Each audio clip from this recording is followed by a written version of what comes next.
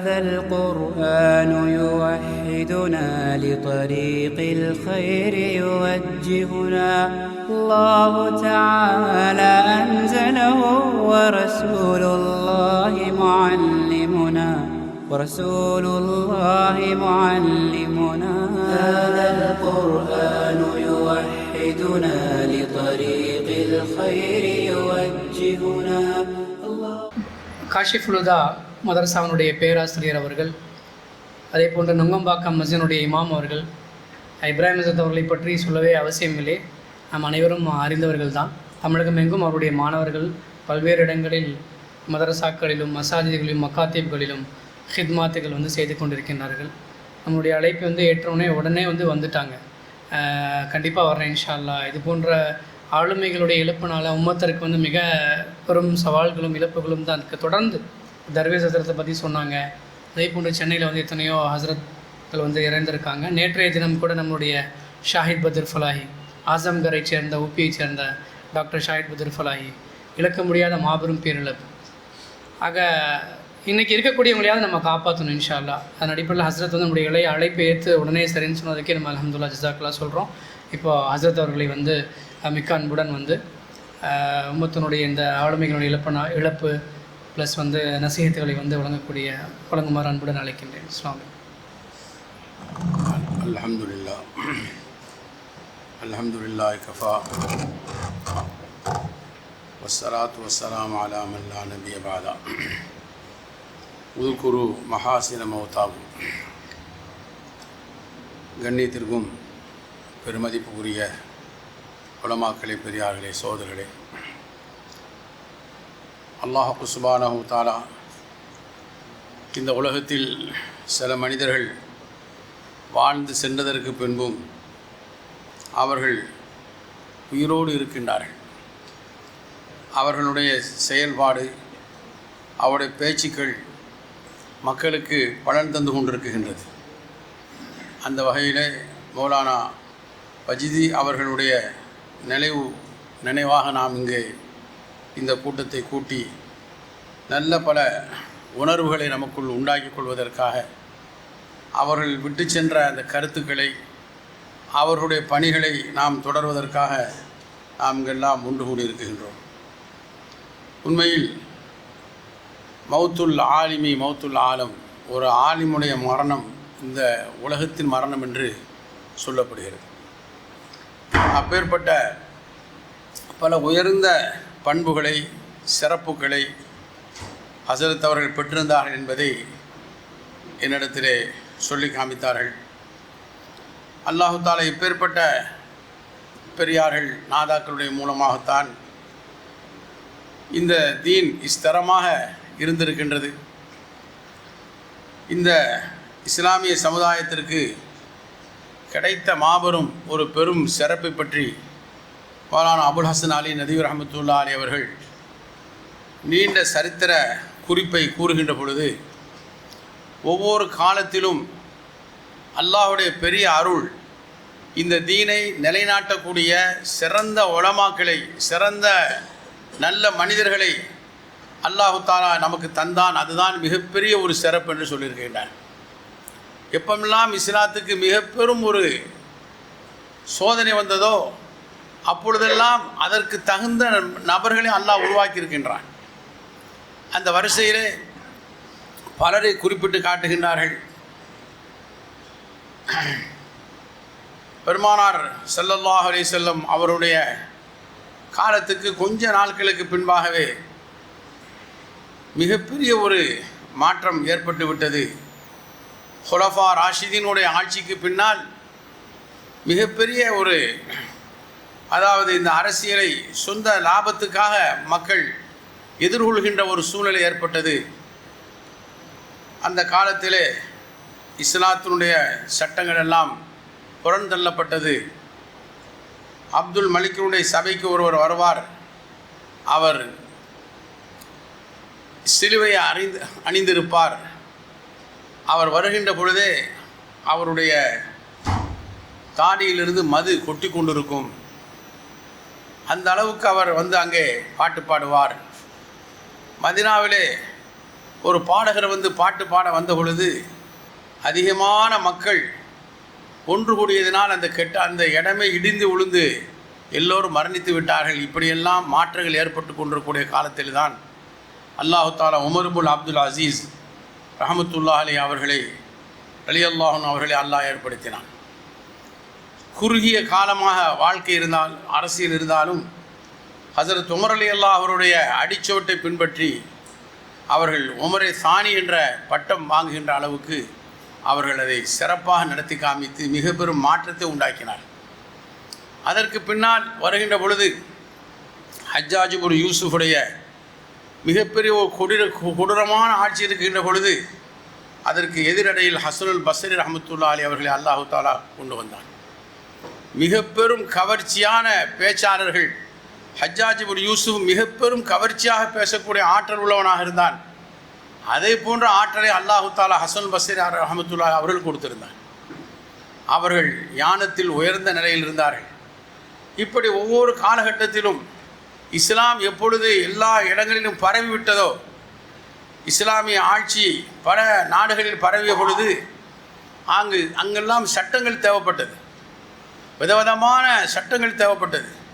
மக்கள் வேறு சட்டத்தை நோக்கி போயிடுவார்கள் என்ற அளவுக்கு இருக்கக்கூடிய காலகட்டத்தில் தான் அல்லாஹு தாலா இமாம்களை ஏற்படுத்தி எத்தனை ஷிர்க் எத்தனை விதமான கற்பனை செய்ய முடியுமோ அத்தனை கற்பனைகள் செய்து சட்டங்களை மக்களுக்கு ஏற்றி இப்படி இருந்தால் இப்படி என்ற அந்த சட்டங்களை எடுத்து கொடுத்தார். ஹதீதுகள் பாதுகாக்கப்பட வேண்டிய ஒரு காலம் வந்தது. அந்த ஹதீதுகள் பாதுகாக்கப்படக்கூடிய காலத்திலே அதற்கென்று மிகப்பெரிய ஒரு ஆர்வத்தை அல்லாஹு தாலா கொடுத்திருந்தான். அதில் அந்த வரிசையில் சொல்கின்ற அஹமது பின் ஹம்பர் ரஹ்மத்துல்லாஹி அவர்கள் 10 லட்சம் ஹதீஸுகளை பாடம் பண்ணியிருந்தார். 10 லட்சம் ஹதீஸுகள் பாடம் இருந்து அவ்வளோ பெரிய ஒரு ஆற்றல் பெற்று அதே போன்று நிறைய ஹதீஸுடைய வித்வான்கள் இருந்தார். இப்படி வரிசையாக சொல்லி வருகின்றார்கள். ஒவ்வொரு காலத்திலும் அந்தந்த காலத்தில் ஏற்படுகின்ற சிரமங்களை சவால்களை சந்திப்பதற்கு அல்லாஹ் நமக்கு மிக பெரும் ஆற்றல் உள்ள மக்களை கொடுத்தான். முஜத்தித் அல்ஃபசானி ரஹ்மத்துல்லாஹி அலைஹி அவருடைய சரித்திரம் அதில் கட்டுப்பட்டதான். நீங்கள் எல்லாம் படித்திருப்பீர்கள். தீன இலாஹி என்ற ஒரு மார்க்கத்தை கொண்டு வந்து எம்மதமும் சம்மதம் என்ற ஒரு நிலையை ஏற்படுத்துகின்ற பொழுது முஜத்தித் அல்ஃபசானி ரஹ்மத்துல்லாஹி அலைஹி அவர்கள் அந்த பஞ்சாபிலிருந்து அவர்கள் அகமது சர்ஹிந்துங்கிற இடத்திலிருந்து அவங்க அல்லாஹு தாலா அவர்களை ஏற்படுத்துகின்றான். ஒன்றுமே இல்லை, ஒரு சாதாரணமான மனிதர் தான். என்றாலும் அந்த ஆட்சியை எதிர்த்து அதற்கு அந்த கொள்கையை எதிர்த்து அவர்கள் குரல் கொடுத்து ஆயிரக்கணக்கான மாணவர்களை ஏற்படுத்தி அதை ஒன்றுமில்லாமல் ஆக்கி இன்றைக்கு அப்படி ஒன்று நடந்ததா என்று தெரியாத அளவுக்கு ஆக்கினார். இப்படி சரித்திரங்களிலே அல்லாஹ் அந்தந்த காலங்களுக்கு தோதுவாக மக்களை உருவாக்குகின்றான். அந்த அடிப்படையில் தான் நம்முடைய மௌலானா அவர்களும் மிகப்பெரிய பல ஆற்றல்கள் அல்லாஹ் அவர்கள் கொடுத்திருக்கின்றான். சிறந்த சேவையாளர்களாக, பணி செய்யக்கூடியவர்களாக, தீனுக்கு உழைக்கக்கூடியவர்களாக அவர்கள் இருந்தார்கள் என்பதை நாம் படித்திருக்கின்றோம். ஹஸரத் அவர்களும் விளக்கமாக சொன்னார். இன்றைக்கு மார்க்கத்துடைய அந்த கவலை உள்ள மக்கள் குறைந்து கொண்டே செல்கின்றார். இல்லை என்று நாம் சொல்ல முடியாது. அல்ஹம்துலில்லாஹ் இருக்கத்தான் செய்கின்றார்கள். நாம் இந்த மார்க்கத்துடைய கவலையை நமக்குள் உண்டாக்க வேண்டும். இந்த மார்க்கத்திற்காக நாம் ஏதாவது ஒரு செய்ய வேண்டும் என்ற அந்த துடிப்பு நமக்கு இருக்க வேண்டும். அல்லாஹு தாலா நம்முடைய உள்ளத்தை பார்க்கின்றான். இவனுடைய அல்லாஹ்வுக்கு இந்த உலகம் எப்படி மாற்றுவது ஒன்றுமே இல்லை, ஒரு தூசினான். அல்லாஹ் நாடினால் ஒரு விதத்து நபிக்கு சொல்கிற நபி இப்போ கவலைப்படாதீங்க, நான் நாடுனா ஒரு அத்தாட்சியை இறக்குனா போதும் எல்லாவனுமே பணிஞ்சிருவான். அல்லக்க பாகு, அதாவது அந்த ஆயத்தில் அல்லக்க பாகு நப்சக்க அலாசிரில் ஹதீத் அசஃபா, நாம் ஒரு அத்தாட்சி இறக்கினால் எல்லாவுடைய மன பெதறிகளும் பணிந்து விடும். அந்த அளவுக்கு சக்தி நம்மகிட்ட இருக்குது. ஆனால் அல்லாஹ் நம்மின் மூலமாக ஏதாவது நம்ம உழைக்கிறோமான்னு பார்க்குறான். இந்த தீன் இன்றைக்கு எவ்வளோ அனாதியாக இருக்குது சொல்ல வேண்டிய அவசியமே இல்லை. தீனுக்கு எவ்வளோ மதிப்பு இருக்குது சொல்ல வேண்டிய தேவையில்லை. இந்த மாதிரி ஒரு காலகட்டத்தில் இதில் நாம் உறுதியாக இருந்து கவலையோடு நாம் இந்த தீனுக்காக நம்மளால் என்ன செய்ய முடியுமோ செய்ய வேண்டும். பெருமானார் ஸல்லல்லாஹு அலைஹி வஸல்லம் அவர்கள் மதினாவுக்கு வந்து மக்களை அழைப்பதற்காக எப்படி அழைக்கலாம் என்று சொன்ன பொழுது விதவிதமான கருத்துக்கள் சொல்லப்பட்டது. விதவிதமான கருத்துக்கள் சொல்லப்பட்டது. மணி அடிக்க வேண்டும், சங்கு ஊத வேண்டும், நெருப்பு மூட்ட வேண்டும், எல்லாமே நிராகரிக்கப்பட்டு விட்டது. ஒரே ஒரு ஆள் எந்த கருத்தும் சொல்லவில்லை. அவர்கள்தான் ஸைத் ரலியல்லாஹு அன்ஹு. கவலையோடு இருந்தார். அவர்களுடைய கனவில்தான் அந்த கவலை, நம்மளால் ஒன்றும் சொல்ல முடியலை, நம்ம ஏதாவது செய்ய முடியலை, இதுக்கு என்ன சொல்கிறது, என்ன விடிவு தேடுவது என்ற கவலையோடு இருந்தார்கள். அந்த கவலையினால் அல்லாஹ் என்ன செய்கிறான், அவங்க தான் ஒரு ஆள் ஊதுற குழல் வச்சுருக்காரு, ஒரு மலக்கு. அதை எனக்கு தாங்க அப்படின்னு கேட்காரு. எதுக்கு? இதை வந்து ஊதி மக்களை தொழுகைக்கு அழைப்பதற்கு. அப்போ அவர் சொல்கிறாரு, இதை விட சிறந்தவனுக்கு நான் சொல்லித்தரேன்னு சொல்லி இந்த வாங்க அல்லாஹ் அக்பர் அல்லாஹ் அக்பர்னு அந்த மலக்கு சொல்லி கொடுக்காரு. உடனே இவர்கள் விழித்து ஓடி போய் பெருமானா ஸல்லல்லாஹு அலைஹி வஸல்லம் இந்த கனவு சொல்கிறாங்க. இப்போ நான் பார்த்தேன் யாரை சொல்லலாம், இதை சொல்லி முடியக்குள்ளே உமர் ரலியல்லாஹு அன்ஹு ஓடி வர்றாங்க. நான் இப்படி கனவு பார்த்தேன். பல பேரிடத்தில் இது பார்க்கப்பட்டாலும் அந்த முதல்ல சொல்லக்கூடிய அந்த பெருமை, அந்த சிறப்பு அவர்களுக்கு தான் கிடைத்தது. அதுக்கு என்ன காரணம் சொல்கிறாங்கன்னா, அவங்க உள்ளத்திலிருந்து அந்த கவலை தான். நம்ம கவலைப்பட்டு நம்ம முயற்சி எடுத்தால், ஒரு கால் எடுத்து வைத்தால் அல்லாஹ் தஆலா சொல்கிறான், நீ நடந்து வா, நான் ஓடி வர்றேன். ஒரு ஜான்வார் முளை வர்றேன். அல்லாஹுடைய அருள் எப்படி இருக்குது பாருங்கள் சகோதரர்களே. நம்ம எந்த விதத்திலும் சோர்வே நமக்கு இருக்கக்கூடாது. இந்த மார்க்கத்தில் பிடிப்பு உள்ளவர்களாக நம்முடைய முன்னோருடைய சரித்திரத்தை நாம் படித்து பார்க்க வேண்டும்.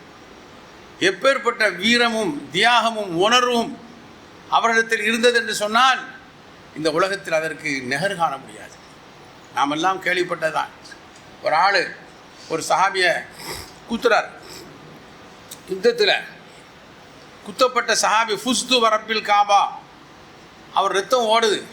ரத்தத்தை அவர் அள்ளி தெளித்து கொண்டு என்ன சொல்கிறாரு, காபாவோட ரப்பின் மீது சத்தியமாக நான் வெற்றி அடைந்து விட்டேங்க. முன்னால் இருந்தவனுக்கு ஒன்றுமே புரியலை.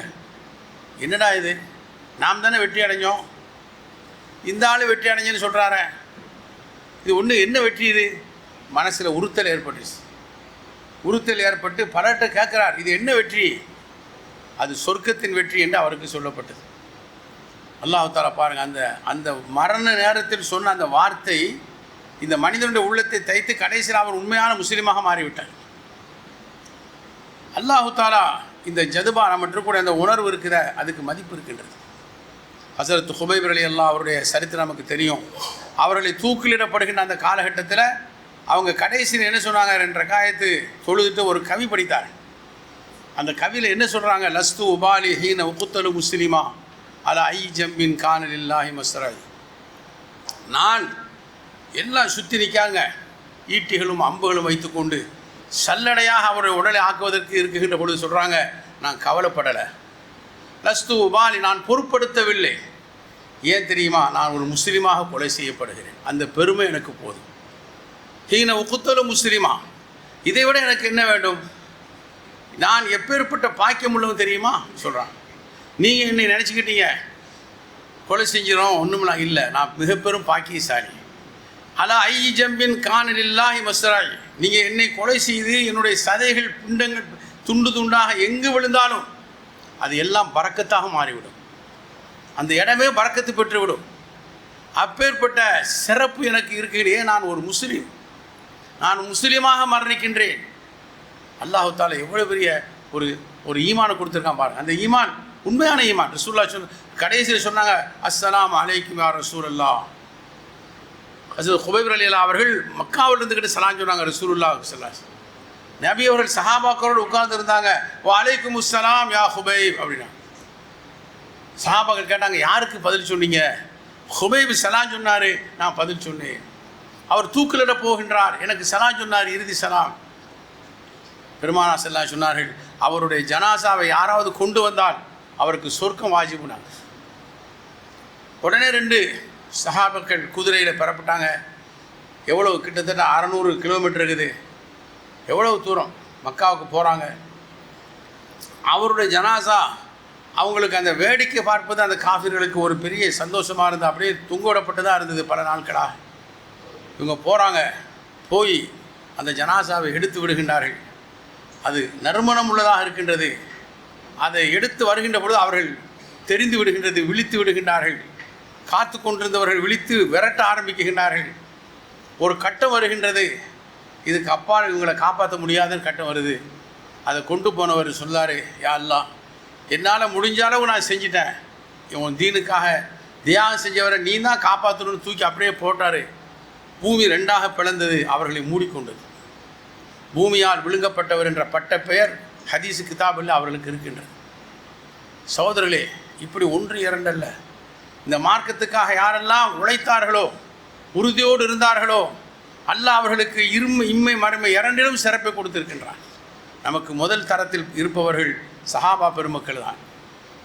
அதற்கடுத்து ஒவ்வொருவரும் இருக்குகின்றார்கள். சஹாபாக்களின் சரித்திரம் ஒவ்வொன்றும் ஈமானிலே மிக பெரும் ஒரு வேகத்தையும் ஒரு உறுதியையும் நேரான பாதையையும் இறை அச்சத்தையும் நமக்கு காட்டக்கூடியதாக இருக்கின்ற சோதரர்கள். நாம் படிக்க வேண்டும். மிகப்பெரிய ஒரு சரித்திரத்துக்கு நாம் சொந்தக்காரர்கள். மற்றவர்கள் போன்ற கற்பனை பேசி கொண்டிருக்கின்றார்கள் ஒவ்வொருத்தரும். நாம் அப்படி அல்ல, நாம் உண்மை சத்தியத்துக்கு சொந்தக்காரர்கள். ஆனால் நம் மக்கள் எங்கேயோ போய் கொண்டிருக்கின்றார்கள். அல்லாஹ் தான் காப்பாற்ற வேண்டும். ஒரு கஷ்டமான சூழ்நிலை தான். தீன் உள்ளவர்கள் மன கஷ்டத்தோடு இருக்கக்கூடிய ஒரு காலகட்டம் தான். எங்கு பார்த்தாலும் பாவங்கள் மிகுந்து கொண்டிருக்கக்கூடிய இந்த காலகட்டத்திலே அல்லாஹ் உங்களை போன்ற சில மனிதர்கள், சில சகோதரர்கள் இந்த வாலிப உள்ளங்களை முகங்களை பார்க்கின்ற பொழுது எனக்கு மிகப்பெரிய சந்தோஷம் ஏற்படுகிறது. நீங்கள் எல்லாம் இந்த தீனுக்காக உழைக்கக்கூடியவர்களாக இந்த மௌலானாவுடைய அந்த நிலைவலைகளை நாம் இங்கே நினைத்து பார்க்கின்றோமோ அவர்களின் பிரதிபலிப்பாக நாம் இருக்க வேண்டும். நாம் அதற்காக உழைக்கக்கூடிய மக்களாக இருக்க வேண்டும். நாம் அல்லாஹுக்காக உழைத்தால் நிச்சயம் அல்லாஹ் நம்முடைய எந்த உழைப்பையும் வீணாக்க மாட்டான். அல்லாஹ் எவ்வளோ பாசம் உள்ளவன். நீ நடந்து வந்தால் ஓடி வரு என்று சொல்கிறான். ஒரு ஆள் நம்மகிட்ட பார்த்து சொன்னார்னு வைங்க, நீ நடந்து வாப்பா, நான் ஓடி வர்றேன். அப்பா எப்பேற்பட்ட ஆளுமோ அல்லாஹ் சொல்கிறான். சகோதரர்களே, அதனால் நாம் உறுதியோடு இதே போன்ற நாதாக்களுடைய அடிச்சோடுகளை பின்பற்றி அவர்கள் வஹதத்துல் இஸ்லாம் எவ்வளோ அழகான ஒரு பெயர் வச்சிருக்கின்றார். ஒற்றுமை நம்மகிட்ட இன்றைக்கி இல்லாத அது ஒன்று தான். அது மட்டும் இருந்தால் சுபஹான் அல்லாஹ் சொல்ல வேண்டிய அவசியமே இல்லை. எங்கே பார்த்தாலும் பிரிவினை. அல்லாஹ் தான் காப்பாற்றும். பிரிவினைக்கு காரணம் என்ன சொல்கிறாங்க. இன்றைக்கி சங்கங்கள் எவ்வளோ சங்கம் இருக்குது, என்னமெல்லாம் இருக்குது, என்னெல்லாம் பேர் வைக்காங்க. சொல்கிறாங்க ஒற்றுமை ஏற்பட வேண்டும் என்றால் ஒன்றே கொண்டு தான் ஒற்றுமை ஏற்படும். எதை கொண்டு? எல்லோரும் தீன் உள்ளவர்களாக ஆனால் ஒற்றுமை வந்துடும். வஅத்தஸிமு பிஹபிலில்லாஹி ஜமீஆ. அல்லாஹ்வுடைய கயிற்றை பற்றி பிடியுங்கள். அல்லாஹ்வுடைய கயிறு குர்ஆன் ஹதீஸ். அப்போ அல்லாஹ்வுடைய தீன் வந்தால் ஒற்றுமை வந்துவிடும். சஹாபாக்கிட்ட ஒற்றுமை எப்படி வந்துச்சு? லவ் அன்ஃபக்த மா ஃபில் அர்தி ஜமீஅன் மா அல்லஃப்த பைன குலூபிஹிம். அல்லாஹ் சொல்கிறான், இந்த வான பூமியில் உள்ள அத்தனை செல்வங்களை நீ கொட்டி செலவழிச்சான நபியே, அவங்க ஒன்றும் ஆக மாட்டாங்க. அப்படி அந்த அளவுக்கு விரோதமாக இருந்தவர்கள். பேரே பாயின்னு ஆகி போச்சு. பாய். நமக்கு பேர் என்ன வச்சுதான்? பாய். ஏன்? அந்த அளவு ஒற்றுமைக்கு உதாரணமாக திகழ்ந்தவர்கள் இஸ்லாமியர்கள். நம்முடைய சரித்திரங்களை எடுத்து பாருங்கள். எவ்வளோ ஒரு இப்பொழுதுதான் நாட்கள் செல்ல செல்ல நம்முடைய பாசங்கள், அன்புகள் எல்லாம் குறைந்து கொண்டே வருகிறது. கியாமத்துடைய அலாமத்து பெருமானாசனா சொன்னார், பாசங்கள் குறைந்து விடும், அன்பு குறைந்து விடும், நெருக்கம் குறைந்து விடும். ஒரு 25 வருஷத்துக்கு முந்தி உள்ளவர்கிட்ட இருந்த பாசம் இப்போ காணோம். அதுக்கு மாற்றம் இருக்குது. இந்த மாதிரியான ஒரு காலம் இருந்தாலும் ரசூலுல்லாஹ் சொன்னாங்க, இந்த இஸ்லாம் மிக சில மனிதர்களை கொண்டு உருவானது. கடைசி காலத்தில் அவ்வாறு அது ஆகிவிடும். பதால் இஸ்லாமு கரீபா ஃபஸயஊது கரீபா ஃபதூபாலில் உரபா. அந்த சிலர்களுக்கு சுப செய்தி உண்டாகட்டும், அவர்கள் ஸ்திரமாக இருந்து இந்த தீனை காப்பாற்றுவார்கள் என்று நபிகள் நாயகம் ஸல்லல்லாஹு அலைஹி வஸல்லம் இந்த காலத்தில் நம்மளை பார்த்து சொல்லியிருக்காங்க. அதனால் நாம் ஒரு உழைப்பாளியாக, தீனின் சேவகர்களாக, தீனின் பித்தர்களாக நம்மளை ஆக்கிக்கொள்ள வேண்டும். நம்முடைய அல்லாஹ் சொல்கிறான், இந்த இஸ்லாமிய போஸ்டர் ஒட்டப்பட்டிருக்க வேண்டும். நாம் முஸ்லீம் என்று நம்மளை வெளிப்படுத்துவதில் பெருமைப்பட வேண்டும். சொன்னலையா, மௌத்து நேரத்தில் என்ன சொன்னாங்க? நான் ஒரு முஸ்லீமாக கொலை செய்யப்படுகிறேன், இதை விட எனக்கு என்ன பெருமை வேணும்? அந்த இஸ்லாமிய உணர்வு. நம்ம இன்னல்லதீன காலு ரப்புன அல்லாஹ் சும்ம இஸ்தகாமு, அல்லாவை ரப்பு என்று ஏற்று யார் அதில் ஸ்திரமாக இருந்தார்களோ, சொல்லிட்டு சடையலை, சொல்லிட்டு பின்வாங்கலை, நேரத்துக்கு தகுந்தாப்பில் சட்டங்களை மாற்றலை, நிலைகளை மாற்றலை, இஸ்தகாமு, அப்படி அவர்கள் மீது போஸ்டர் ஒட்டப்பட்டிருந்துச்சு. இஸ்லாமிய சின்னம், அடையாளங்கள் இன்றைக்கு காட்டுவதற்கு எவ்வளோ வைக்கப்படுறான். ஏன்பா இப்படி தாடி எடுத்துறீங்க, இல்லை பல வியாபாரிகளை சந்திக்க வேண்டியது அடா அல்லா அதுக்காக வேண்டி இப்படியா? எத்தனை பேர் அல்லாஹ் தான் காப்பாற்று. நாம் அப்படி இருக்கக்கூடாது. அல்லாஹு தாலா மிக குறைவான ஒரு வாழ்க்கையை தான் இந்த உலகத்தில் தந்திருக்கின்றான். ஒரு கடலில் முக்குனா விரல முக்குனா என்ன வருமோ அவ்வளோதான், வேறு ஒன்றும் இல்லை. அல்லாஹு தாலா அவ்வளோ பெரிய நமக்கு பின்னால் மிக பெரும் வாழ்க்கையை வைத்திருக்கின்றான். ஆகவே ஒரு தீனுடைய பித்தர்களாக நாம் வாழ வேண்டும், தீனுக்காக நாம் உழைக்க வேண்டும். அல்லாஹ் நாளைக்கு சொன்னாங்க இல்லையா, நம்மகிட்ட கேட்கும்போது ஒரு சஹாபி சொல்லால, நீ என் கால் வெட்டப்படணும், கை வெட்டப்படணும், அப்போ நாளைக்கு நீ கேட்ப, நான் சொல்லணும் உன் தீனுக்காக இதெல்லாம் ஆச்சுன்னு சொல்லணும். அப்படி துவா நம்ம சமூக கேள்விப்பட்டிருப்பீங்க உஹது யுத்தத்தில். அந்த உணர்வோடு உள்ள மக்களாக நாம் இருக்க வேண்டும். அல்லாஹ் எனக்கும் உங்களுக்கு தௌஃபீக் தருவானாக. இதே போன்ற நல்லவருடைய நல்ல விஷயங்களை சொல்வது, பெருமாள் சொன்னாங்க, நீ நல்ல மரணித்தவர் நல்ல விஷயங்களை ஞாபகப்படுத்தி கொள்ளுங்கள் என்று சொல்லுகின்றார். உதுகுரு மஹாசின மௌத்தாக்கும். அந்த அடிப்படையில் சிறப்பான ஒரு ஏற்பாடு செய்து இவ்வளோ ஒரு ஆர்வத்தோடு நீங்கள் கூடியிருக்கின்றீர்கள். அல்லாஹ் நம் அனைவர்களையும் கபூல் செய்வானாக. நம்முடைய வாழ்க்கையில் அல்லாஹ் பரக்கத்து செய்வானாக. அல்லாஹ்வுடைய பொருத்தத்தோடு வாழக்கூடிய தௌஃபீக் தருவானாக. வாஹிரு தஅவானா அல்ஹம்துலில்லாஹ். ஜஸாக்குமுல்லாஹ் ஹைரன். மௌலானா இப்ராஹிம் ஹசரத் அவர்களுக்கு மிக ரத்தின சுருக்கமாக சொன்னாங்க. 2-3 ஹதீஸ் ஒரு ஆயத் சொல்லியிருப்பாங்க. கடைசியாக இன்னல்லதீன காலு ரப்புனல்லாஹ் சும்ம இஸ்தகாமு, அந்த குர்ஆனுடைய வசனங்களை சொன்னாங்க. அல்லாஹ் தான் ரப் என்று சொல்லி அதிலேயே இஸ்திகாமத்தாக நின்று விட வேண்டும். அதற்கு ஓமானமாக தான் ஆரம்பத்தில் சஹாபாக்களுடைய அந்த இஸ்திகாமத்தை சொன்னாங்க. ஏறக்குறைய மௌலானாவுடைய கடந்து வந்த பாதைகளை பார்த்தோம் என்று சொன்னால் பல டாப்பிக்கில் பேசலாம். இஸ்திகாமத் என்று சொல்ல வேண்டும் என்று சொன்னால், மௌலானா அவர்கள் 1937 பிறக்கிறாங்க. 47 பிரிவினைன்னு சொல்லும்போது 10 வயது அவர்களுக்கு. மௌலானாவே சொல்லியிருக்கிறாங்க, இது புகாரி காக்காவும் பல தடவை சொல்லியிருக்கிறாங்க. இந்தியா பாகிஸ்தானுடைய பிரிவினையுடைய காலகட்டத்தில் நடந்த அல்லது போஸ்ட் பார்ட்டிஷனுக்கு பின்னால் நடந்த பல்வேறு மசாக்கர்ஸ், பல்வேறு படுகொலைகளை மௌலானா அவர்கள் தங்களுடைய லைஃப்லேயே பார்த்து எக்ஸ்பீரியன்ஸ் பண்ணியிருக்கிறாங்க. அப்போ எப்படிப்பட்ட சூழலாக இருந்தாலும் மர்தே முஜாஹித் என்று சொல்லுவார்கள் உருதுவில், மர்தே முஜாஹித். அப்படிப்பட்ட ஒரு ரிஜால் கொண்டவர்களாக, ஒரு ஆண்மகனாக அவர்கள் வாழக்கூடிய அந்த பகுதிகளில் மனிதர்களை உருவாக்கினார்கள். மௌலானா அவர்களுமே போராட்ட வாழ்க்கையில் வாழ்ந்தாங்க. மௌலானா அத்தார் ரஹ்மான் நஜ்தி அவர்கள். மௌலானா சொன்னாங்க, அவர்கள் விட்டு சென்ற விஷயங்களில் நீங்கள் எடுத்து செல்லணும் இளைஞர்கள்னு சொல்லி. ஒரு வீட்டில் ஒரு தந்தை மௌத்தாயிட்டா என்ன சொல்லுவாங்க? அப்பா உங்கள் தந்தை மௌத்தாயிட்டாங்க, அடுத்து நீதான்ப்பா அவர் விட்டு சென்ற விஷயத்த கொண்டு போகணுன்னு சொல்லுவாங்க.